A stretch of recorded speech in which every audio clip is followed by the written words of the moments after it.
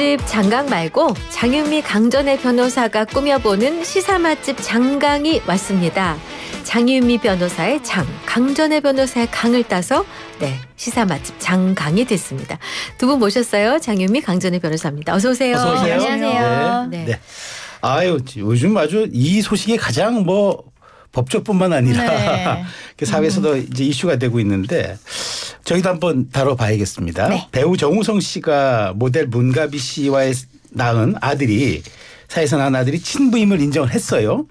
근데 여기 법적 책임에 대해서 이제 관심이 많이 쏠리는데 정우성 씨는 친부라고 했지만 법률상의 친부와 생부는 다른 개념이라는데 이게 어떤 차이가 있는 거죠? 네. 일단 생부는 생물학적 아버지를 뜻하는 생물학적 아버지는 그럼 생부. 정우성 씨가 생부잖아요. 그렇죠. 생부인데 네. 생부만으로는 법적인 권한을 행사할 수 있는데 상당히 제한적이라서 법률적으로 일단 친부라고 이제 법률적인 개념을 획득해야 이 아이 같은 경우에는 상속도 받고 어떤 이제 양육비도 더 적극적으로 요구할 수 있고 이런 부분이 네. 있다 보니까 그럼 친권이라는 걸 어떻게 친부라는 걸 확인받느냐라는 건 인지라는 절차를 거쳐야 되는 거예요. 법률상 인지. 그러니까 인지는 임의인지. 너는 내 자식이 맞다라고 하는 경우 넌 내 자식이 아니다라고 하면 이거는 당신이 내 아버지가 맞습니다라고 소송을 해야 되는 겁니다. 인지 청구 해소를 해야 돼요. 네. 그래야 상속인이 뭐니 법률관계가 정리가 되기 때문에 이런 두 가지 틀이 있고 그래서 생부와 친부는 좀 다르다. 이런 이야기가 근데 왜 생부라는 개념을 만들었을까요? 이거는 생물학적으로는 완전히 그러니까 생모라는 개념도 있잖아요. 네네. 그래서 생모는 저희가 이게 다툼의 여지가 거의 법적으로 없다고 보거든요. 예. 씨바지라고 불렸던. 그러니까 완전 아이를 출산하는 건 너무 명징한 거기 때문에 생모에 대한 다툼 없는데 이제 생부는 생물학적 아버지가 누구냐 뭐냐 이래가지고 약간의 다툼의 이런 부분이 있지만 실제로는 이제 DNA와 혈연으로 완전히 얽힌 생물학적 아버지를 지칭하는 개념이라 이게 법적인 개념으로 이게 국한되진 않고 법적으로 권한까지 받기 위해서 가장 큰 거는 상속인데 그럼 친부. 그러니까 간단히 생각해 보시면 만약에 어떤 여성이 출산을 했는데 법적인 남편이 있고 그리고 이제 외부의 다른 분과의 관계에 있어서 자녀를 낳은 상황이다. 그때의 개념으로 봤을 때는 처음에는 친부가 이제 법적인 남편으로 좀 추정되는 부분들이 있거든요. 근데 생부는 혼인 외의 분인 거잖아요. 그럼 그 사람은 생부지만 어떤 친부로서의 본인의 위치, 권한은? 법적인 지위를 갖기 위해서는 인지청구라든지 이런 부분들이 필요하다. 그걸 말씀드린 겁니다. 그러니까 우리 소설 홍길동전에 나오는 아버지를 아버지라고 부르기 위해서는 친부가 돼야 되는군요. 생부만 가지고는 안 되는구나. 네, 알겠습니다. 어렵구나. 네. 자, 우리나라는 태어난 아이가 아빠성을 따르잖아요. 부성 우선주의를 채택하고 있는데 그럼 이제 이 문가비 씨가 낳은 아이의 성은 어떻게 되는 건가요? 이게 상황에 따라 경우의 수에 따라 또 약간 다른데요. 일단 민법 781조 1항 보면 자는 부의 성과본을 따른다라고 돼 있습니다. 그러니까 보통의 가정에 이제 결혼해가지고 아이를 출산해가지고 아빠성을 따르잖아요. 다만 이제 부모가 혼인신고할 때 모친의 성과본을 따르기로 합의한 경우는 그 엄마성을 따르는 건데 그런 경우들도 있겠죠. 이제 문가비 씨와 정우성 씨 같은 경우에는 혼인 관계는 맺지 않을 걸로 지금 알려져 있죠. 그러면 이제 인지 여부가 이제 그 관건인 건데 인지를 하면 혼인에 여기에 준해가지고 성씨는 할 수 있다고 아빠성을 따도 되고 아니면 엄마성을 따도 된다라고 하는데요.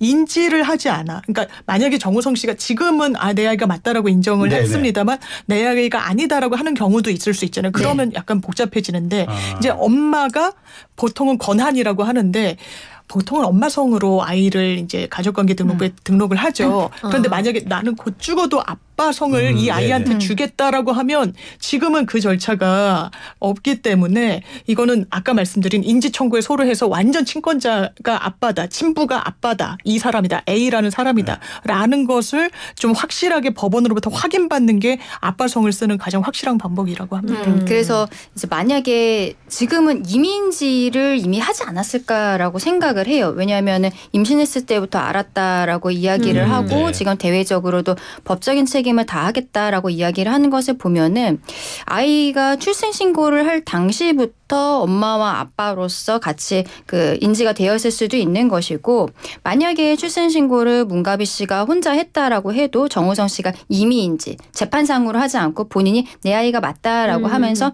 인지를 했을 때 인지 신고는 이제 구청에다가 하면 되는 거거든요. 네. 그 구청에다가 신고를 할 때 신청서 내부 그 내용 중에 인지 청구 전에 만약에 문가비 씨가 아이를 이미 뭐 문 씨로서 문 땡땡으로 이름을 지어서 올린 부분이 있다. 그러면은 만약에 정우성 씨가 아이를 인지를 하면서도 그 인지 전에 자녀가 이미 성과본이 창설이 이미 들어가 있을 거 아니에요. 이름 신고를 할 때 거기에 대해서 유지를 할 때는 그 취지와 내용에 대해서 적도록 이 신고서 자체에 들어가 있어요. 그래서 그 부분에 있어서도 만약에 아빠의 성으로 바꾸겠다라고 했을 때는 서로 협의를 해서 또 진행할 수 있는 부분들이 있는 상황입니다. 근데 그 듣자니까 친자 확인을 요구했다고 하더라고요. 정우성 씨 측에서. 그렇죠. 그게 이제 생부가 맞는지를 확인하기 위한 절차로 보이는데 그럼 임신 초기에 인지했다라는 거는 알고 있었다. 인지라는 거는 제가 말씀드리는 거는 법적인 개념으로서 아이를 나의 가족관계 등록부에 올린다라고 생각하시면 될 것 같아요. 그걸 표현을 인지라고 하는 거예요. 그러니까 결혼한 사이에서 아이를 출생을 한 것이 아니기 때문에 아이가 일단은 문가비 씨가 임신을 했다라고 이야기를 하고 임신 과정에 있어서도 혈액 채취나 뭐 이런 걸 통해서 아버지와의 그 혈연 관계를 확인할 수가 있지만 네, 이게 지금 언제 친자 확인을 했는지는 정확히 나오진 않고 있거든요. 네, 보통 이제 출생 후에 아이 뭐 머리카락이라든지 이렇게 해서 어떤 뭐 유전자 일치되는 부분들을 보고 그 이후에 이제 인지 신고를 하게 되는 것이죠. 아까 말씀드린 구청 같은 데에 있어서. 자, 그래서 이제 정우성 씨가 이제 그 쏘아올린 공 가운데 하나가 또 사회적 논란이 하나 있습니다. 통상 이제 그 친부 인정 보도가 나오니까 통상 우리는 이제 임신 출산을 통해서 결혼해 오던 그런 패턴과 달라서 그 이제 기존에 있는 그 약간 문화와 다르기 때문에 사회적 논란이 컸는데 한 법률 유튜버가 정 씨가 문가비와 결혼하게 되면 재산상 문제 때문에 아이 아빠임을 인정은 하지만 결혼을 하지 않는다. 이게 뭐 재산의 이유가 있다는데 이것도 무슨 얘기입니까? 그거는 아마도 상속과 관련한 이야기일 것으로 보이거든요. 네, 결혼을 해 있는 동안에 뭐 배우자라고 해도 나에게 얼마를 증여해줘라든지 이런 뭐 어떤 법적인 권한이 있다라고 보기는 어려운 부분이고 임의로 하는 거는 뭐 상관이 없지만요. 근데 만약에 정우성 씨가 뭐 재산을 어느 정도 있는지는 모르겠습니다만 재산을 남기고 사망을 했을 때 지금 같은 경우에는 아이가 이제 1순위 상속권자가 돼요. 그러면 아이가 이제 전부 다 상속을 받는다라고 보시면 될 것 같은데 만약에 배우자가 있다. 그러면 1.5대 1 배우자가 1.5고요. 자녀가 1이 됩니다. 이거는 문가비 씨가 아니어도 마찬가지인 거예요. 만약에 그러니까 정우성 씨가 다른 여성분과 결혼을 했다. 그리고 그 사이에서 뭐 자녀를 또 한 명 낳았다. 그러면은요. 그 배우자, 법적인 배우자가 1.5를 받게 되고 그리고 그분과의 사이에서 낳은 아이가 1 그리고 지금 혼중자인지 혼외자인지 한국에서는 상속에서의 차별이 전혀 없어요. 똑같이 1인 것입니다. 그런데 만약에 문가비 씨와 혼인을 하게 되면 1.5라는 아이보다도 더 많은 상속 지분이 갖게 되는 거죠. 근데 여기에 대해서는요.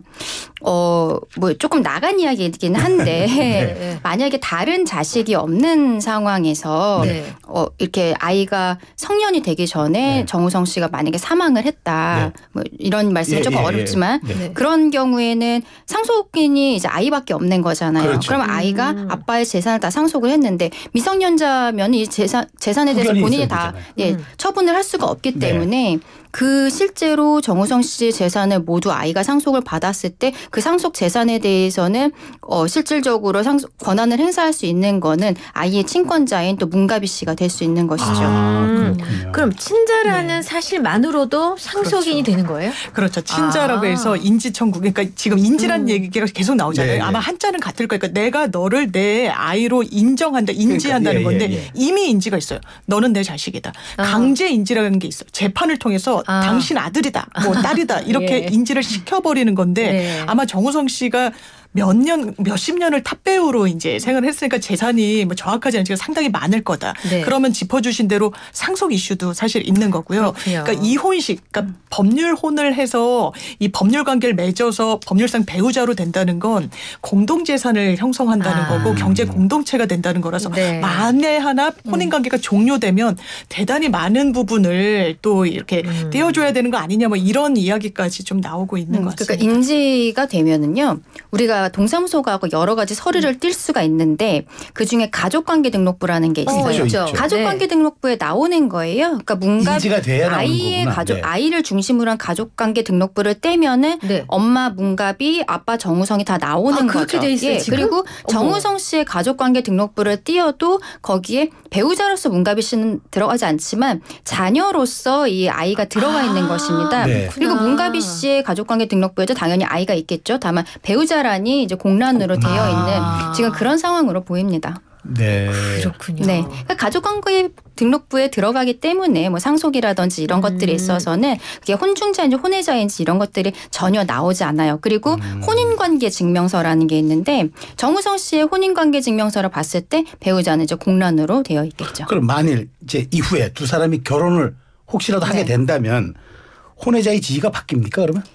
아니 혼외자가 아니라 그냥 지금 자식이기 때문에 네. 아이는 지금 우리가 뭐 혼외자다라고 이야기를 하지만 실질적으로 법적으로는 그냥 정우성 씨 아들로서의 지위는 똑같은 거예요. 그런데 그 얘기를 하시는 것 같아요. 지금 민법에서 인지 과정에 855조에서 정하고 있는데 혼인 후에 출생자가 부모가 혼인한 때는 그때로부터 뭐 혼인 중에 출생자로 본다라고 되어 있는데 네. 실질적으로는 어떤 상속이라든지 이런 것에 있어서는 효과는 같아요. 아이는 이미 인지가 되어 있는 동안에 그 정우성 씨의 자녀로서 똑같이 만약에 정우성 씨가 다른 사람과 결혼하고 그중에서 뭐 혼중자가 나온다라고 해도 전혀 차별 없이 똑같이 상속을 받게 됩니다. 그러면 정우성 씨가 다른 여성과 결혼하거나 또는 문갑이 씨가 다른 남성과 결혼할 경우에는 네. 좀 상황이 좀 더 그렇죠. 복잡해지는 거죠? 일단 정우성 씨가 다른 이제 여성과 결혼을 하게 돼도 이 아이에 대해서는 법적 책임을 지는 건데 네. 양육비는 줘야 되는 거고요. 네. 이 아이의 생존과 관련된 부분이기 때문에 그리고 이 아이는 상속권이 있는 아이입니다. 친부가 이제 정우성 씨로 확인이 사실상 지금 됐잖아요. 본인이 이미 인지를 했다고 보는 게 맞는 것 같거든요. 그런데 이제 문갑이 씨가 별도의 어떤 가정을 꾸렸을 때는 지금의 양육권자는 문갑이 씨죠. 아이를 홀로 그렇죠. 건사하겠다고 그렇죠. 하니까. 그렇죠. 네. 그럼 가정을 꾸리면 그 아이는 이제 거기서도 이제 그 가족관계 등록부에 올라가고 하지만 저희가 이제 양자 제도에서도 친양자가 있고 그냥 양자가 있는데 이제 두 가족의 또 이름을 올리는 경우도 있고 뭐 해서요. 한번 그 경우의 수는 나눠봐야 될 것 같습니다. 친양자 얘기를 조금 더 해도 될까요? 해보면은 그러니까 말하자면 문갑이 씨가 결혼을 했어요. 근데 그 배우자가 그 새로운 남편이 이제 문갑이 씨의 지금 친자로서 이 아이가 등재가 되어 있는 거잖아요. 그렇죠. 그런 경우에는요. 우리가 법적으로 친양자라는 제도로서 입양을 할 수가 있는데 친양자가 되면은 그냥 양자는 내가 이쪽 부모님도 계시고 원래 친생 부모님도 계시고 양부모님도 계신 거예요. 그러면 이 4명의 그 재산을 모두 상속받을 수 있어요. 양자 같은 경우에는 본인이 입양이 된다고 해도 친생 부모와의 관계가 완전히 단절이 되지 않거든요. 근데 친양자는 그게 아닌 거예요. 친생 부모와의 관계가 완전히 단절이 되고 그러면서 상속권도 잃게 됩니다. 그러면 만약에 문갑이 씨의 뭐 결혼을 했을 때 배우자가 내가 이 아이를 내 친양자로서 입양을 하겠다라고 하면은 그때는 법원에서 이제 절차적으로 친생 부모의 의견을 듣거든요. 그래서 뭐 정우성 씨한테 어떻게 할 거냐 여기에 대해 동의하십니까에 대해서 확인을 해요. 만약에 거기에서 뭐 동의를 했다라고 동의가 안 되면은 친양자 입양이 안 될 가능성이 높고 동의가 되었다라고 하면은 그때는 아이는 이제 정우성 씨와의 관계에 있어서는 상속권을 완전히 잃게 되는 이런 상황이 되는 거죠. 아니, 그러니까 문갑이 씨가 새롭게 결혼한 제3의 어떤 남성이 나는 이 아이를 친양자로 데려오고 싶다 하는데 문갑이 씨가 아니 난 그렇게 하고 싶지 않다고. 그거는 둘이 먼저 협의가 돼야 신청을 할 때부터 같이 들어가야 되는 부분입니다. 그렇군요. 자, 근데 또 하나 이제 사실 그 좀 다뤄야 될 궁금한 게 하나가 정우성 씨가 지금 뭐 따로 또 사귀는 여성분이 있다는 얘기가 있어서 그 뭐 보도에 그런 게 나와요. 만일 그러면은 이 지금 사귀고 있는 분이 네. 정우성 씨한테 이게 지금 자녀가 나왔으니까 어떤 배신감이나 이런 것 때문에 만일 뭐 위자료 같은 거 청구 소송을 할 수가 있나요? 일단은 뭐 가능은 한데 이거는 문가비 씨가 어느 정도 알고 있었는지가 중요한 부분이 됩니다. 그러니까 혼인 중이 아니라 뭐 사실혼 관계 정도의 그런 여성이 만약에 있었다. 그 네. 정우성 씨한테.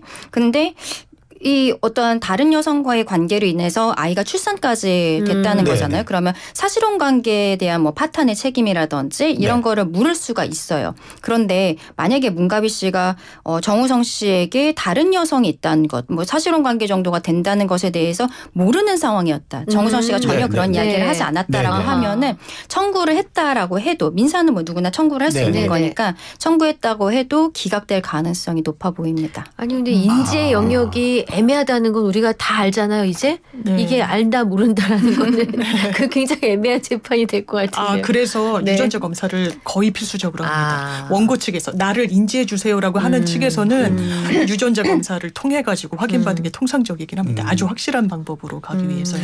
자, 또 하나의 관심은 이제 사실 양육비예요. 네. 이제 뭐 우리가 이제 법적으로는 월 최대가 이제 뭐 290만 원 정도라고 저희는 알고 있는데 정우성 씨가 워낙 유명 스타고 또 재산도 좀 상당 부분 있는 것으로 알려지니까 이런 부분에 대해서는 좀 더 줄 수도 있나요? 서로 협의를 하면 협의한 금액이 당연히 기준점이 되는 거고. 협의를 하는군요. 네. 협의가 지금 법적인 책임을 다하겠다라고 하니까 아마도 먼저 협의가 들어갈 것 같고 협의가 안 됐을 때 그럼 문가비 씨는 법원에다가 양육비 청구를 해야 되거든요. 근데 우리는 서울가정법원에서 양육비 그 표가 있어요. 산정표를 이미 공시를 하고 있는데 거기에서 아이의 나이와 그리고 소득 수준에 따라서 이 표가 있습니다. 그래서 가장 소득이 많았을 때 지금 아이가 0세니까 0에서 뭐 2세 정도 경우에는 한 220만 원 정도 되고 아이가 들어갈 수록 점점 늘어나는 이런 구조인데요. 근데 220만 원이라는 게 남들이 보기엔 사실상 많을 수도 있는데 뭐 정우성 씨의 생활 수준이라든지 이런 것들을 봤을 때는 좀 적다라고 볼 수도 있는 거잖아요. 그러면은 문가비 씨가 양육비 청구를 하는 과정에 있어서 정우성 씨의 소득에 대해서 뭐 이렇게 조회를 한다든지 이런 형태를 통해서 조금 더 많이 받아야겠다라고 법원에다가 어필을 할 수는 있는 것이죠. 서로 그러면 적정한 금액을 서로 조율해서 그렇죠. 합의를 하는군요. 만약에 협의를 하게 되면은 그 협의 금액이 일단은 일응의 기준이 되는 건데 또 협의를 했다가도 나중에 안 줄 수도 있는 거잖아요. 네네, 그렇죠. 그러면 어차피 다시 청구가 들어가야 되는 부분도 있을 수 있어요. 그러면 그때는 일단 220만 원 정도로는 안 되겠다라고 만약에 문가비 씨가 생각을 했을 때는 소득 조회라든지 이런 것들을 통해서 추가적으로 징액이 필요하다라는 것을 뭐 어필하게 되지 않을까라고 보입니다.